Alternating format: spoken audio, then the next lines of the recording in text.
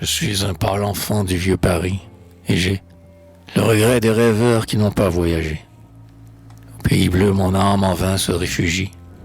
Elle n'a jamais pu perdre la nostalgie des verts chemins qui vont là-bas, à l'horizon.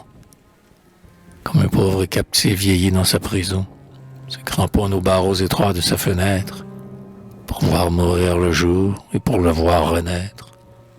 Comme un exilé, promeneur assidu, regarde du coteau le pays défendu, se dérouler au loin sous l'immensité bleue. Ainsi je fuis la ville et cherche la banlieue.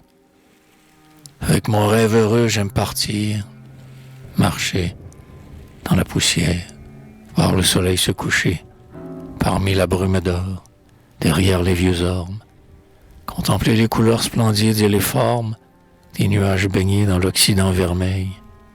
Et, quand l'ombre succède à la mort du soleil, m'éloigner encore plus par quelque agreste rue, dont l'ornière appelle un sillon de charrue. Gagner les champs pierreux, sans songer au départ, et m'asseoir, les cheveux au vent, sur le rempart. Au loin, dans la lueur blême du crépuscule, l'amphithéâtre noir des collines recule, et, tout au fond du Val profond et solennel, Paris pousse à mes pieds son soupir éternel. La sombre azur du ciel s'épaissit. Je commence à distinguer des bruits dans ce murmure immense.